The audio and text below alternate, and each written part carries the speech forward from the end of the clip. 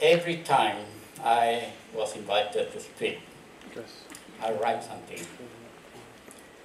When they had the seminar in Parliament, and they gave me the time to speak for half an hour, I wrote 50 pages.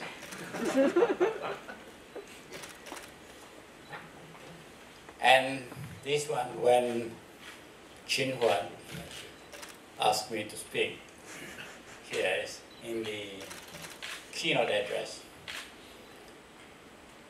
Tonight, I was thinking that it was all right to make use of what I said in Parliament a couple of weeks back.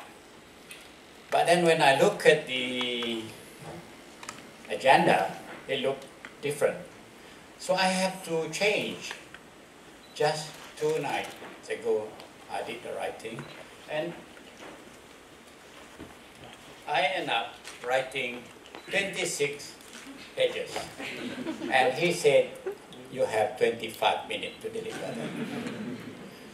So, ladies and gentlemen, I don't think I could deliver my speech in 25 minutes. So that is why I always have this one as the cushion to fall back on, my laptop. The only thing I knew what to do with the laptop is to write in it. It's quite a long paper, but very interesting topic. Parliament as drivers of change. But you must remember, Minister Adinda Dato Sri Azalina, because that's the way she addressed me, sometime uncle and sometime brother. So I don't know which one is the right one. Depends on the occasion, sir. So I'm, just follow her current. You see, if you look at the Parliament of England as models of the development of any parliament in the Commonwealth, changes in the Parliament of England took 100 years. The first period, advisor of the king, royal advisors, from the period of 400 AD to 1115, the king of Normandy. And from that period to another period of 600 years, a couple of 100 years, the parliament then was only advisors to the government until 1414, when it became a legislature. When the Parliament became legislature in England in 1400, it took another couple of 100 years to change itself, because it has always been the problem of changing Parliament, opposition from the king. So here we don't have a king to oppose us, but the executive. And we trust the executive to change the way Parliament operates. Can you do that? Can you take away their authority and tell them, okay, you don't have this, we are going to observe you doing this? Because Parliament, if you look at it, a couple of functions of Parliament, it may be very few, but there are a lot of things to be done. And sometimes our member of Parliament don't even know what they are supposed to do. So that is why they just quarrel among themselves in Parliament. If you don't believe me, you attend Parliament once. Then you can see how they quarrel from one side to the other, because they simply don't know what they are supposed to be doing there. So with that background, I think Professor Wong Chin Huat, your driver of change has got to be from outside, not from within. Unless people like Dato Sri Azalina agree, because she's the one going to carry all the works. I can only make suggestion. Now, like I said to you, I have 20 pages of speech. If I were to read that, please don't tell me about the time. But then I'm not going to read to you, so that's what I told Professor Chin Huat just now. I will only read the list of what are the things that I suggest that ought to be done. I'm sure Adinda, Datuk Sri Azalina will have a sleepless night to remember, because there will be a lot of changes in Constitution, a lot of changes in law, introduction of new laws in order to accommodate the changes in Parliament itself. Now you must remember, Professor Smith, Stanley Smith says, what are the functions of the members of Parliament? He says, one is to pass the law. Second, to pass the budget. And to make sure that executive is accountable to the money that we allow the executive to spend. This dates back to 1600. During the time when they say you can collect the money, but the moment it is with us, you cannot spend it without our consent. That's what Parliament told the executive, the king at the time. So Parliament has got to pass the budget, and then we got to control and see how they spend the money that we allow them to spend. And how are we going to do that? And I read exactly what Professor Smith, Stanley Smith said. To make law, including pass of budget, to determine and pass the control of budget. Third, to make constructive suggestions on national policy and oversee its implementation. The fourth, only the constituency function. But then, unfortunately, like what has been said by many, we spend a lot more time in the constituency than we do think about what to do with the nation, especially in creating law, policy, oversee the government spending the money that we gave them, allow them to spend, and how effective is the scrutiny. It is under the Constitution. Under Article 43, bracket 3, the Cabinet is accountable to Parliament, meaning it is not the executive that comes first. The executive is subservient to the Parliament, even though during the Cromwell time in the 1700, the first among the equal is a Prime Minister, but then Parliament is superior in terms of the three branches of the government, the separation of powers. So, based on that, every action of executive is subject to Parliament approval and endorsement. So, based on that, we have to establish ourselves first, our housekeeping. Now, we will be surprised to our friend from Europe, from Northern Ireland, to know that the Parliament of Malaysia still exists as it is today, just like we had existed in 1948, before independence. Because we don't have Parliament independence, administrative act to give us the independence of Parliament. So all the stuffing in Parliament, all the money that we spend in Parliament is controlled by the executive. And that is why we have to think of something. We have not complied with the Federal Constitution. Article 62, 63 gave us the freedom and immunity, and yet we abandoned it since independence. Except during the period 1963, when we had the Administration Act Parliament to 1993. But simply because of the failure of administration and understanding how to manage it, we allow the executive to take back the independence, surrender our independence to the executive again, and the club, the council, as I will use the term, this is the secretary of Dewan Negara, secretary of Dewan Rakyat, is now the officer of the Public Service Department.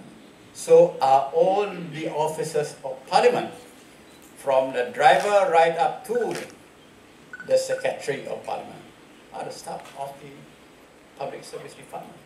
So where is the independence under Article 62? And therefore, we have to first go back to the very basic. We have to have the Parliament Administration Act reintroduced again. Second, we have the law. We call it very powerful sounding law. We call it the Privilege and Powers Act 1952. It truly is 1952. It never been amended. It was revised in 1988. Only the name changed from Ordinance to Act 1988. Not a single word been changed. And it was a thinking of 1952, the history of which was not so glamorous. And we are still using it today. And that ties the hand of all the speakers and the President of the Senate from enforcing it. So this is why, okay, Parliamentary Service Act got to be reintroduced. Then the second one, the House of Parliament Privilege and Powers Act, either reintroduce or amend it, overhaul it. And another thing, we go back to basics. Standing orders and rules of the Dewan. Both Dewan Rakyat and Dewan Negara. It was corrupted in 1956, before independence, for the Federal Legislative Council,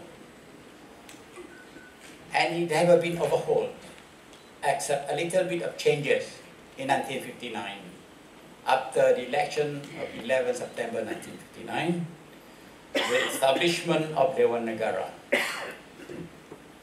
to copy the Dewan Rakyat's rules and give to Dewan Negara and change it. And believe it or not, I can remember the term in Dewan Rakyat. I can also remember in Dewan Negara because there's no difference. The only thing is -1. For example, the setting up of the Special Select Committee under 81(1) rules of the Dewan Rakyat. But in Dewan Negara, 80(1), just -1. Similarly, all the provision in the rules still remain the same, and it's antiquated rules of 1956 we are still using. And can you imagine Parliament of the Commonwealth, include the English Parliament itself, have changed so much since 1960s to today, and we have not changed. And who is conservative here?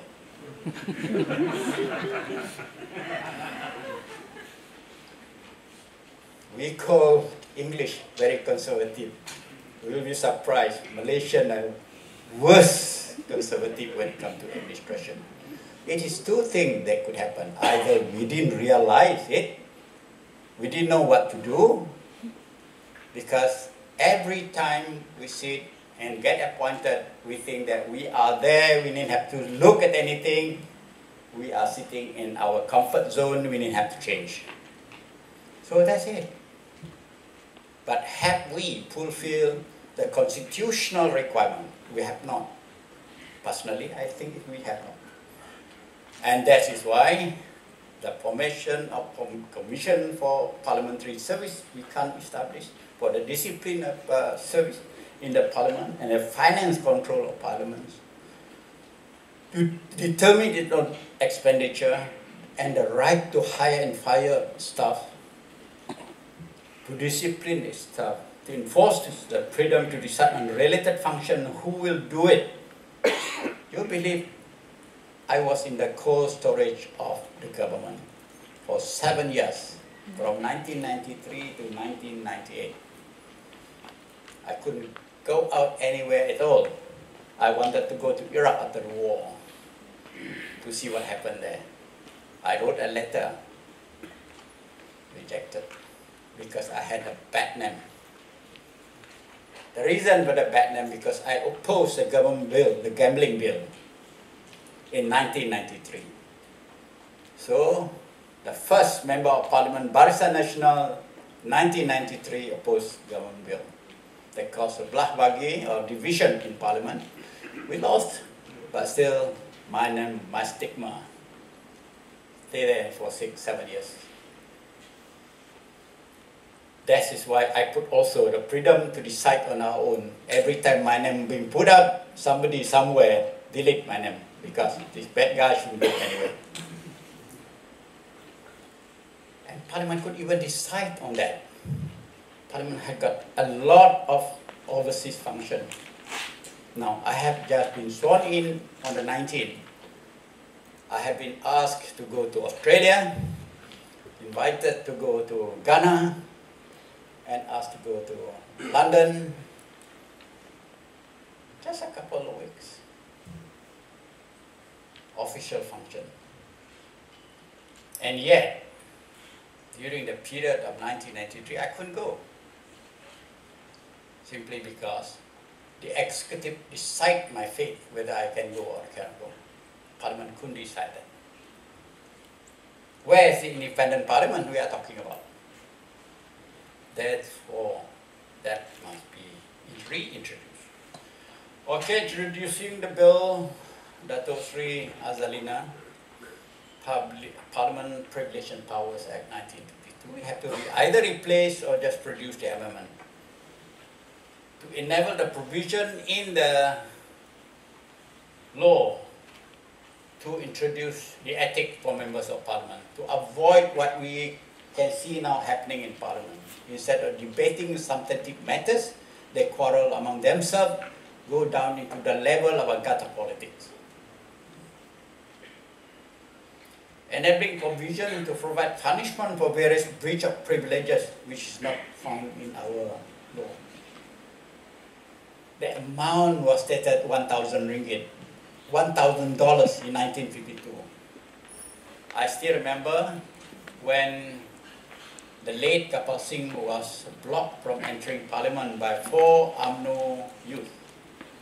And they were brought before the Committee of Privilege and found to be breach of the privilege of Parliament from stopping member of Parliament from entering Parliament at the time. And then they were all fined 1,000 ringgit. I think they must open like Bujang Lapok, their shoe, whether got money 1,000 ringgit under their shoe or not. Because the 1,000 ringgit is nothing anymore to them.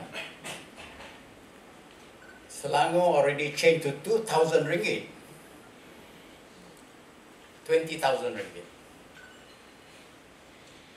Nothing wrong with it because it doesn't disqualify the member of Parliament, because the disqualification rules under 48, Article 48, you are nodding your head, I know,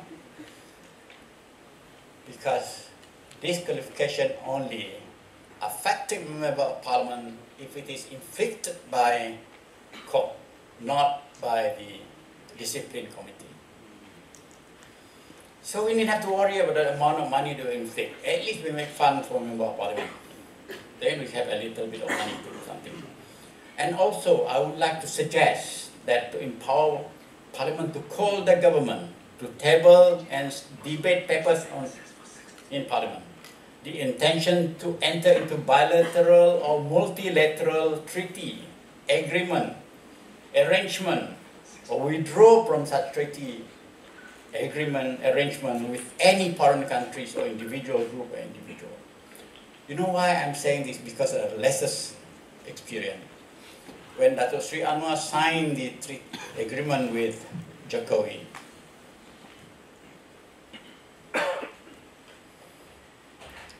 there's hue and cry because we didn't know what the heck is going on. If we table in Parliament, at least it's being debated, people will know, public will know about it.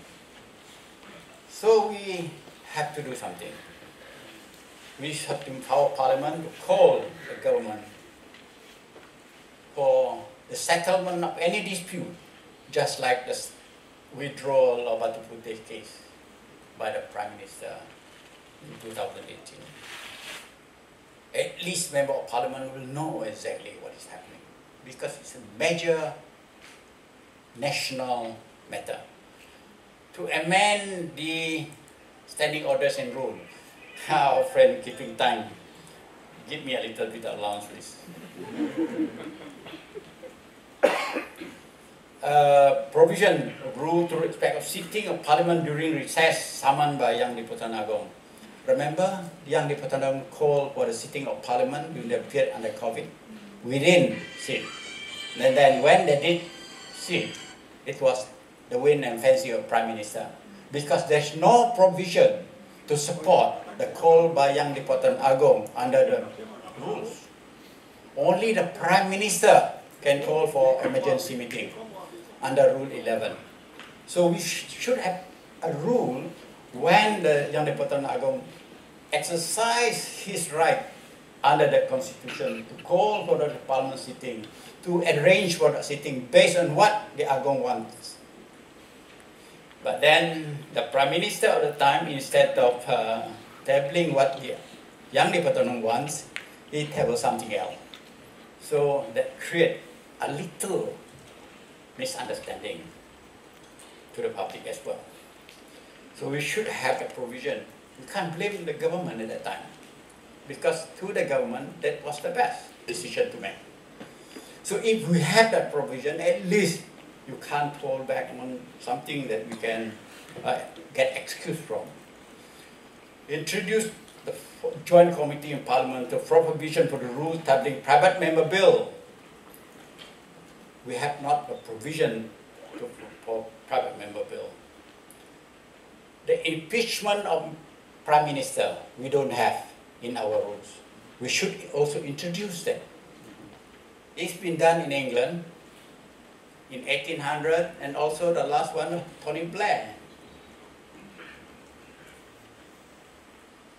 If I'm not mistaken, 2004, Tony Blair, he was. We don't have a procedure. We can't do it, not in Malaysia. We should have that in our rules. The vote of no confidence and vote of confidence. Vote of confidence, of course, the government will table, the minister didn't have to put no notice. And if this private member to table include the leader of opposition to table that, then you will be subject to general rules that the government function must be given priority, and then you will never see the light of the day for this motion. So we should have the provision to allow that kind of tabling of the bill for impeachment, table the bill for private member bill, to be given a time. The private member bill ought to be given some allowances, some technical advice from the government and Parliament to allow private members to come up with a bill. It may not be successful. Like in England, only 30% successful. The rest are not. But at least we gave them the chance. There's a procedure to follow. Well, the other suggestion I have. In England, we have at one time 1,900 members of the House of Lords during 2009, when the Labour government would want to abolish the House of Lords. And we have 650 members of House of Commons. And here, we have only 70 members of the Senate and 222 members of Dewan Rakyat. So I'm suggesting that we got to amend Article 45, put in additional number, because it is already there in the Constitution to provide for direct election to the cabinet, to the Senate.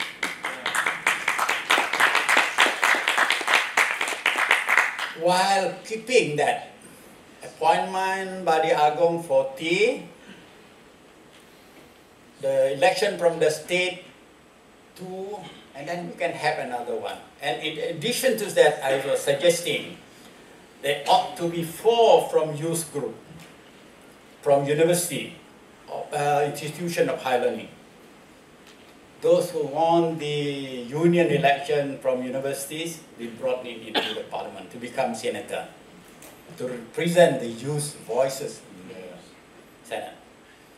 And then 6 from the legal fraternity, Bar Council of Malaysia, 4 Advocate Association of Sarawak and Law Society of Sabah, to be given seat. Those become president directly, be appointed senator.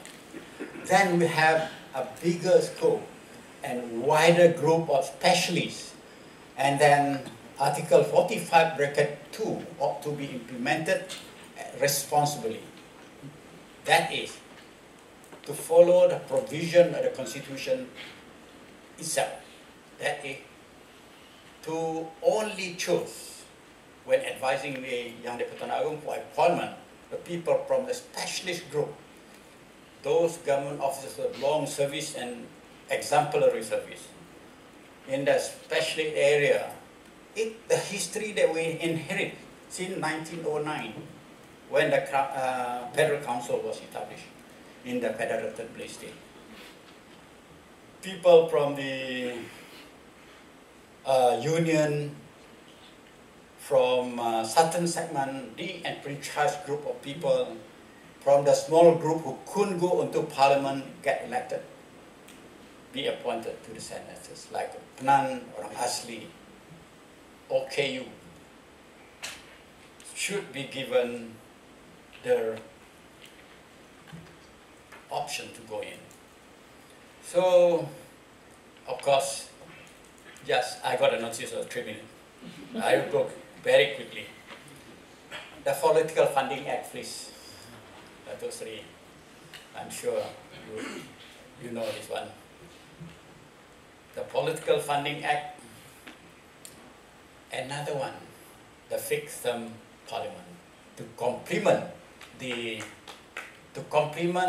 anti-hopping law, because that is the only one that we stop. Then we can allow a minority government to continue their work. Only Parliament can decide, like in England, when the election could be done. If the Parliament by 2/3 majority agrees election ought to be had, then we have election. Otherwise, minority government rules. And the other one, the anti-hopping law, there are several states which have not implemented. We would like to see if the state do not want to comply, please use your arm twisting method. There's a provision under the Constitution that the federal can introduce the law to harmonize the anti-hopping law so that all the states will have it. Because there are in some mind of politicians we want to hope, so that we don't want to comply with the request of the federal yet. Of course, the fixed term for Perdana Menteri, 10 years, we have been talking so much about it. And finally, I would like to suggest that the government should also establish a legislative academy for legislature, parliament, so that we can train members of parliament, train ADUN, train politicians, senior government officers to really understand what parliament is all about. As you remember, in 2014, I gave a talk to lawyers in AG chambers, 300 over of them. And the AG at the time, Tan Sri Gani Patail, asked me why don't you write book as a guideline to all the government officers to understand the role and function of Parliament, which they are so blurry about, she said. So I didn't write that book. So I'm suggesting that we should have an academy to teach people about politics, legislature, and the role of Parliament, and the role how to become member of Parliament, and how to become senior government officers in supporting Parliament. So, ladies and gentlemen, twice my time up. I don't blame him. Otherwise, he got a problem from his bosses at the back and in front. So, I think that's the 26 pages that I have. All in summary, thank you very much for listening. And then I will try to make sure